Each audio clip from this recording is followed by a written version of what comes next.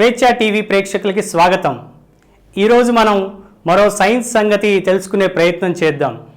మనందరికీ తెలుసు, క్రికెట్ ఆడే సమయంలో గాలి లోపల నుంచి వచ్చే బంతిని ఫీల్డర్ క్యాచ్ చేసే సమయంలో తన చేతిని ఇలా వెనక్కి లాగుతారు.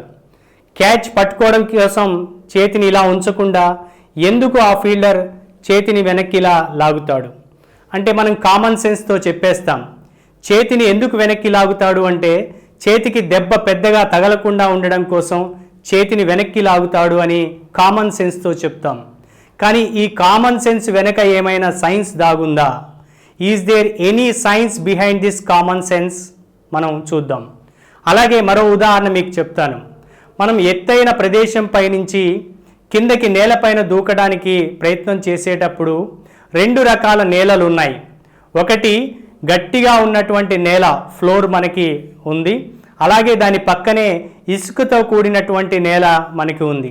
మనం ఏ ఆప్షన్ ఎంచుకుంటాం? ఎత్తైనటువంటి ప్రదేశంపై నుంచి మనం దూకేటప్పుడు గట్టిగా ఉన్నటువంటి నేలపైన కాకుండా ఇసుక ఉన్నటువంటి నేలపైన మనం దూకడానికి ప్రయత్నం చేస్తాం.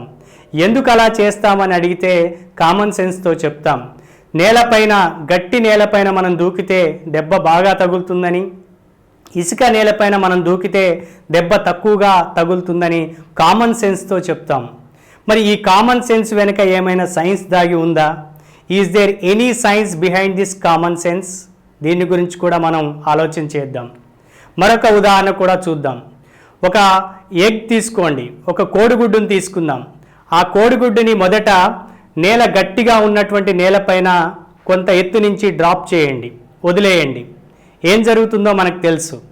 కొంత ఎత్తుపై నుంచి వదిలేసినటువంటి కోడిగుడ్డు గట్టిగా ఉన్నటువంటి నేలపైన పగిలిపోతుంది. కానీ అదే కోడిగుడ్డుని ఇప్పుడు ఒక బెడ్షీట్ పట్టుకొని ఆ బెడ్షీట్ పైకి, బెడ్షీట్ లోపలికి ఆ గుడ్డుని వదిలేసే ప్రయత్నం చేద్దాం. మరి ఇప్పుడు గుడ్డు పగిలిపోతుందా లేదా అంటే బెడ్షీట్ పైకి డ్రాప్ చేసినటువంటి గుడ్డు పగలదు. ఎందుకు అలా జరుగుతుంది? ఇక్కడ కూడా మళ్ళీ కామన్ సెన్స్తో ఏం చెప్తాం? నేల గట్టిగా ఉంది కాబట్టి దెబ్బ ఎక్కువగా తగులుతుంది కాబట్టి కోడిగుడ్డు పగిలిపోతుందని, బెడ్షీట్ మెత్తగా ఉంటుంది లోపలికి వెళ్ళిపోతుంది కాబట్టి ఇక్కడ కోడిగుడ్డు పగిలిపోదు, దెబ్బ ఎక్కువ తగలదు కాబట్టి కోడిగుడ్డు పగిలిపోదు అని చెప్తాం. ఇది కూడా మనం కామన్ సెన్స్తో చెప్పినటువంటి సమాధానం. మరి ఈ కామన్ సెన్స్ సమాధానం వెనుక సైన్స్ ఏమైనా దాగి ఉందా? Is there any science behind this common sense? ఈ మూడు విషయాలని గురించి మనం చర్చిద్దాం. Yes, there is a science behind this common sense. నిజమే, మనం ఇప్పుడు చెప్పినటువంటి కామన్ సెన్స్ విషయాలన్నిటి వెనుక కూడా ఒక సైన్స్ దాగి ఉంది, ఒక సైన్స్ సూత్రం దాగి ఉంది. దాన్నే మనం ఇంపల్స్ అంటాం, తెలుగులో ప్రచోదనము అంటాం. ఇంపల్స్ అంటే ఏంటి? ఇంపల్స్ని మనం జే అనేటటువంటి ఒక అక్షరంతో సూచిస్తాం. ఇంపల్స్ అంటే బలము మరియు కాల వ్యవధుల యొక్క లబ్ధాన్నే మనం ఇంపల్స్గా చెప్తాం, ప్రచోదనము అంటాం. అంటే ఇంపల్స్ నిర్వచనం మనం చెప్పేటప్పుడు impulse is nothing but the product of force and time of impact or time of interval అని చెప్తాం. దాన్నే సూత్ర రూపంలో మనం చెప్పేటప్పుడు J equals to F into delta T అని చెప్తాం. జే అంటే ఇంపల్స్ అని, ఎఫ్ అంటే force of impact or effect of impact అని, బలము అంటాం. అలాగే డెల్టా టీ అంటే టైమ్ ఇంటర్వెల్ లేదా టైమ్ ఆఫ్ ఇంపాక్ట్ అంటాం. So finally impulse J equals to F into delta T అని చెప్తాం. ఈ సూత్రాన్ని మనం ఒకసారి ఎనలైజ్ చేస్తే, విశ్లేషణ చేస్తే మొదట మనం చర్చించినటువంటి మూడు విషయాల్ని ఈ ఇంపల్స్కి మనం కనెక్ట్ చేసి మనం డిస్కషన్ చేయొచ్చు. అంటే ఇంపల్స్ సూత్రం ప్రకారం, ప్రచోదనం యొక్క సూత్రం ప్రకారం ఎప్పుడైతే time interval, time of impact ఎక్కువగా ఉంటుందో అప్పుడు బలం యొక్క తీవ్రత, బలం యొక్క ప్రభావం తక్కువగా ఉంటుంది. దాన్ని రివర్స్ చేసి మనం ఆలోచిస్తే ఎప్పుడైతే టైమ్ ఆఫ్ ఇంపాక్ట్ వాల్యూ, విలువ తక్కువగా ఉంటుందో బలం యొక్క తీవ్రత ఎక్కువగా ఉంటుంది. అంటే there is a relation between effect of force and time of impact. What is that relation? There is a inversely proportional relation between the impact of time and time of impact. అంటే ఈ రెండింటి మధ్య ఒక విలోమానుపాత సంబంధం అనేది మనకు ఉంటుంది. అంటే టైమ్ ఆఫ్ ఇంపాక్ట్ పెరిగినప్పుడు, కాల వ్యవధి పెరిగినప్పుడు బలం యొక్క తీవ్రత తగ్గిపోతుంది. దాన్ని రివర్స్గా థింక్ చేస్తే కాల వ్యవధి ఎప్పుడైతే తగ్గిపోతుందో బలం యొక్క తీవ్రత పెరిగిపోతుంది. దీన్నే మనం ఇంపల్స్గా చెప్పుకుంటాం, ప్రచోదనము అంటుంటాం. ఈ ఇంపల్స్ని మొదట మనం చర్చించినటువంటి కామన్ సెన్స్తో మనం సమాధానపరుచుకున్నటువంటి విషయాలకి ఈ ఇంపల్స్ సూత్రాన్ని మనం అన్వయింపి చేసి చూద్దాం. ఎప్పుడైతే గాలిలో నుంచి బంతి వస్తూ ఉంటుందో ఫీల్డర్ దాన్ని క్యాచ్ పట్టుకోవడం కోసం తన చేతుల్ని ఇలా వెనక్కి లాగుతాడు. ఇలా చేతుల్ని వెనక్కి లాగడం వల్ల టైమ్ ఆఫ్ ఇంపాక్ట్, కాల వ్యవధి అనేది పెరిగిపోతుంది. ఎప్పుడైతే కాల వ్యవధి పెరిగిపోతుందో బలం యొక్క తీవ్రత తగ్గిపోతుంది. అంటే తన చేతికి దెబ్బ అనేది తక్కువగా తగులుతుంది. కాబట్టి ఎప్పుడూ కూడా ఫీల్డర్ కాల వ్యవధిని పెంచడం కోసం తన చేతిని వెనక్కి లాగే ప్రయత్నం చేస్తుంటాడు. ఇది ఈ కామన్ సెన్స్ వెనుక ఉన్నటువంటి సైన్స్, ఇంపల్స్ అనేటటువంటి సూత్రము. అలాగే రెండవ ఉదాహరణ మనం ఏం తీసుకున్నాం, ఎత్తైనటువంటి ఒక ప్రదేశం నుంచి మనం కిందకి దూకేటప్పుడు మనం ఎట్లాంటి నేలని ఎంచుకుంటాం, గట్టిగా ఉండేటటువంటి నేలను ఎంచుకోం. గట్టిగా ఉన్నటువంటి నేలపైన మనం దూకితే అక్కడ టైమ్ ఆఫ్ ఇంపాక్ట్ అనేది చాలా తక్కువగా ఉంటుంది, కాల వ్యవధి అనేది చాలా తక్కువగా ఉంటుంది. కాల వ్యవధి తక్కువగా ఉంటుంది కాబట్టి బలం యొక్క తీవ్రత ఎక్కువగా ఉంటుంది, మనకి దెబ్బ తగిలేటటువంటి అవకాశం ఉంటుంది, కాళ్ళు చేతులు విరిగిపోయే అవకాశం కూడా ఉంటుంది. అలా కాకుండా మనం ఎప్పుడైతే ఇసుక నేలపైన దూకుతామో అక్కడ మనకి టైమ్ ఆఫ్ ఇంపాక్ట్ ఎక్కువగా ఉంటుంది, కాల వ్యవధి ఎక్కువగా ఉంటుంది. కాల వ్యవధి ఎక్కువగా ఉంటుంది కాబట్టి బలం యొక్క తీవ్రత తక్కువగా ఉంటుంది. మనం పైన బలం చాలా తక్కువగా పడుతుంది, దెబ్బ తక్కువగా తగులుతుంది. ఇది ఈ కామన్ సెన్స్ వెనుకున్నటువంటి సైన్స్, ఇంపల్స్ సూత్రం. అలాగే మూడవ ఉదాహరణలోకి వద్దాం. మనం ఎప్పుడైతే కోడిగుడ్డుని గట్టిగా ఉన్నటువంటి నేలపైన, ఫ్లోర్ పైన మనం డ్రాప్ చేస్తామో, వదిలేస్తామో అక్కడ టైమ్ ఆఫ్ ఇంపాక్ట్, కాల వ్యవధి అనేది చాలా తక్కువగా ఉంటుంది. కాబట్టి ఎఫెక్ట్ ఆఫ్ ఫోర్స్ అనేది, బలం యొక్క ప్రభావం అనేది చాలా ఎక్కువగా ఉంటుంది. వెంటనే కోడిగుడ్డు పగిలిపోతుంది. కానీ అదే కోడిగుడ్డుని మనం పిల్లో పైన, దిండు పైన కానీ లేదా బెడ్షీట్ పైన కానీ వేసినప్పుడు time of impact, time interval, కాల వ్యవధి అనేది ఎక్కువగా ఉంటుంది.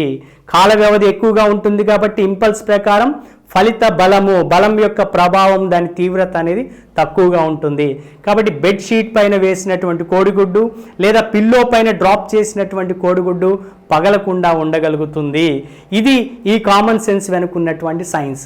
కాబట్టి ప్రతి కామన్ సెన్స్ వెనుక, అంటే మనం రోజువారీ జీవితంలో మన చుట్టూ జరుగుతున్నటువంటి విషయాలన్నిటినీ కూడా మనం జాగ్రత్తగా పరిశీలన చేస్తే, ప్రకృతిలో జరుగుతున్నటువంటి ప్రతి విషయాన్ని కనుక మనం గమనిస్తే, వాటికి మనం కామన్ సెన్స్ ద్వారా సమాధానాలు వెతుక్కుంటూ వెళ్తుంటే, ఈ కామన్ సెన్స్ అన్నిటినీ కూడా, కామన్ సెన్స్తో ఆలోచించే విషయాలన్నిటిని కూడా మనం ఒక చోట పోగేయగలిగితే అదే సైన్స్గా మారేటటువంటి అవకాశం ఉంటుంది.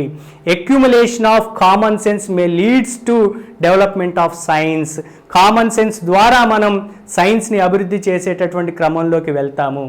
మరి కామన్ సెన్స్ ద్వారా సైన్స్ అభివృద్ధి జరిగినప్పుడు సైన్స్ సూత్రాలు, ఇట్లాంటి ఇంపల్స్ లాంటి సూత్రాలు మనం కనుగొని మనం ముందుకు తీసుకొచ్చినప్పుడు వీటిని మళ్ళీ మనం ఎక్కడ ఉపయోగించుకుంటాం, మనం డే టు డే లైఫ్ యాక్టివిటీస్లో ఉపయోగించుకుంటాం. ఉదాహరణకి కామన్ సెన్స్ ద్వారా డెవలప్ అయినటువంటి ఈ సైన్స్, ఇంపల్స్ సూత్రాన్ని మనం రోజువారీ కార్యకలాపాలు ఎక్కడ ఉపయోగించుకుంటామో ఒకసారి మీకు కొన్ని ఉదాహరణలు చెప్తాను. ఉదాహరణకి మనం వెహికల్స్లో, కార్స్లో కానీ, పెద్ద పెద్ద వెహికల్స్లో కానీ, ముఖ్యంగా కార్స్లో మనం ఫ్రంట్ పార్ట్లో ఎయిర్ బ్యాగ్స్ పెడతాం. ఎయిర్ బ్యాగ్స్ యొక్క ఉపయోగం ఏంటి, ఎప్పుడైతే ఆ కారు వెళ్ళి ఇంకొక వాహనాన్ని ఢీ కొడుతుందో, యాక్సిడెంట్ అవుతుందో, వెంటనే ఆ ఎయిర్ బ్యాగ్స్ అన్నీ కూడా ఓపెన్ అయిపోతాయి. ఎప్పుడైతే ఎయిర్ బ్యాగ్స్ ఓపెన్ అయిపోతాయో మనం దానికి వెళ్ళి డాష్ బోర్డుకి ఢీ కొనకుండా ఉండడం కోసం కొంత టైం అవకాశం దొరుకుతుంది, టైం గ్యాప్ దొరుకుతుంది. So time interval, time gap ఎప్పుడైతే పెరిగిపోతుందో మన ఎఫెక్ట్ ఆఫ్ ఫోర్స్ అనేది తక్కువగా ఉంటుంది. కాబట్టి మన పైన బలం తక్కువ ప్రయోగించబడుతుంది, మనం కొంత సేఫ్ సైడ్లో ఉండడానికి అవకాశం ఉంటుంది. కాబట్టి ఈ ఎయిర్ బ్యాగ్స్ని తయారు చేసే పద్ధతిలో కావచ్చు, ఉపయోగించే పద్ధతిలో కావచ్చు, మన సైన్స్ సూత్రాన్ని, ఇంపల్స్ని అక్కడ వాడుకోవటం జరిగింది. అలాగే మరో ఉదాహరణ మీకు చెప్తాను. షాక్ అబ్జార్బర్స్ మనం వెహికల్స్లో వాడుతుంటాం. ఈ షాక్ అబ్జార్బర్స్ యొక్క కన్స్ట్రక్షన్ కావచ్చు, దాని అప్లికేషన్ కావచ్చు, దానిలో కూడా మనకి ఇంపల్స్ సైన్స్ సూత్రం దాగి ఉంటుంది. షాక్ అబ్జార్బర్స్ అంటే మనం గతుకులుగా ఉన్నటువంటి రోడ్ పైన మనం వెళ్తున్నప్పుడు ఆ స్ప్రింగ్స్ అనేవి కొంత టైంని పెంచే ప్రయత్నం చేస్తాయి. టైం ఇంటర్వెల్ని, టైం గ్యాప్ని, టైమ్ ఆఫ్ ఇంపాక్ట్ని పెంచే ప్రయత్నం చేస్తాయి. షాక్ అబ్జార్బర్స్ ఎప్పుడైతే టైం ఇంపాక్ట్ని పెంచుతాయో, కాల వ్యవధిని పెంచుతాయో, మన పైన బలం యొక్క తీవ్రత తగ్గిపోతుంది, ఎఫెక్ట్ ఆఫ్ ఫోర్స్ అనేది తగ్గిపోతుంది. కాబట్టి మనకు తక్కువ దెబ్బ తగిలే అవకాశం ఉంటుంది, ఈజీగా సేఫ్గా మనం రోడ్ పైన జర్నీ చేయడానికి అవకాశం ఉంటుంది. కాబట్టి షాక్ అబ్జార్బర్స్లో యూజ్ చేసుకునేటటువంటి ప్రిన్సిపుల్ కూడా మన సైన్స్ సూత్రం ఇంపల్స్. అలాగే చివరిగా మరో ఉదాహరణ మీకు చెప్తాను. మనందరికీ తెలుసు, ట్రైన్ బోగీస్ మనం గమనించినప్పుడు 2 ట్రైన్ బోగీస్ మధ్య ఇలా సర్క్యులర్ షేప్లో ప్లేట్స్, ఈ బోగీకి మధ్య 2 సర్క్యులర్ ప్లేట్స్ పెట్టడాన్ని మనం గమనిస్తాం. ఈ సర్క్యులర్ ప్లేట్స్ యొక్క కన్స్ట్రక్షన్ని మనం బఫర్స్గా చెప్తాం. అంటే in between the among the train bogies, so we shall keep some buffers. మరి ఈ బఫర్స్ యొక్క ఉపయోగం ఏంటి అంటే, ఆ బఫర్స్ ఏం చేస్తాయి అంటే, ఎప్పుడైతే ట్రైన్ యూటర్న్ తీసుకునే ప్రదేశంలో కావచ్చు, లేదా కొన్ని ఫ్లక్చువేషన్స్ రోడ్లో ఆ ట్రాక్స్లో అప్ అండ్ డౌన్స్ వచ్చే సందర్భంలో కావచ్చు, జర్క్ వచ్చిన సందర్భంలో అది ఒకదానికొకటి ఢీకొనే సందర్భంలో కొంత టైం గ్యాప్ పెంచుతుంది. ఆ బఫర్స్ టైం గ్యాప్ పెంచుతుంది. బఫర్స్ ఎప్పుడైతే టైం గ్యాప్ పెంచుతుందో ఎఫెక్ట్ ఆఫ్ ఫోర్స్, సో ఫలిత బలం, ఇంపల్స్ ఫోర్స్ యొక్క తీవ్రత అనేది మనకి తగ్గిపోతుంది. కాబట్టి 2 బోగీలు ఒకదానికొకటి ఢీకొని కింద పడిపోకుండా, ప్యాసింజర్స్ డ్యామేజ్ అవ్వకుండా, వాళ్ళకి ఇబ్బంది లేకుండా ఉండడం కోసం బఫర్స్ని అమర్చే ప్రయత్నం చేస్తారు. కాబట్టి ఈ బఫర్స్ యొక్క పని విధానం కూడా మన సైన్స్ సూత్రం ఇంపల్స్ ద్వారా తీసుకోవడం జరిగింది. మొత్తంగా ఈ విషయాలన్నింటినీ కూడా మనం ఒక చోటికి చేర్చి చూస్తే, మనం రోజువారీ ప్రకృతిలో గమనించేటటువంటి విషయాల్ని, పిల్లలందరూ కూడా ప్రకృతిలో ఉన్నటువంటి విషయాలు నిత్యం గమనిస్తూ ఉండాలి. ఆ ప్రకృతిలో జరుగుతున్నటువంటి విషయాల వెనుకున్నటువంటి సారాన్ని మనం పట్టుకోవడానికి ప్రయత్నం చేయాలి. వాటిని కామన్ సెన్స్ ద్వారా సమాధానాలు వెతుక్కునే పని చేయాలి. కామన్ సెన్స్తో కూడినటువంటి సమాధానాలన్నింటినీ కూడా ఒక చోట మనం ఎప్పుడైతే పోగేస్తామో, వాటిని విశ్లేషణ చేయడం ద్వారా, అంటే accumulation of common sense, analysis of common sense May leads to science development. మరి సైన్స్ అభివృద్ధి జరిగిన తర్వాత దాన్ని మనం టెక్నాలజీగా మార్చుకొని మన డే టు డే యాక్టివిటీస్లో కూడా మార్చుకునే అవకాశం ఉంటుంది. కాబట్టి ప్రతి ఒక్కళ్ళం కూడా ప్రకృతిలో జరిగేటటువంటి ప్రతి విషయాన్ని, మన చుట్టూ జరిగేటటువంటి ప్రతి విషయాన్ని నిత్యం మనం గమనిస్తూ ఉండడం, కామన్ సెన్స్తో సమాధానాలను వెతుక్కుంటూ ఉండడం, వాటన్నిటి ద్వారా సైన్స్ని డెవలప్ చేసుకునేటటువంటి ప్రయత్నం చేయడం, సైన్స్ డెవలప్ అయినటువంటి సూత్రాలని, నియమాలన్నింటిని కూడా మళ్ళీ టెక్నాలజీ పరంగా వస్తు రూపంలోకి మార్చుకొని వాటిని నిత్యం మనం వాడుకునే ప్రయత్నం చేస్తూ ఉండాలని మీ అందరినీ కోరుతూ, మళ్ళీ మరొక ఎపిసోడ్లో కొత్త సైన్స్ సంగతితో మీ ముందుకు వచ్చే ప్రయత్నం చేస్తాను. అప్పటి వరకు సెలవు. Thank you all.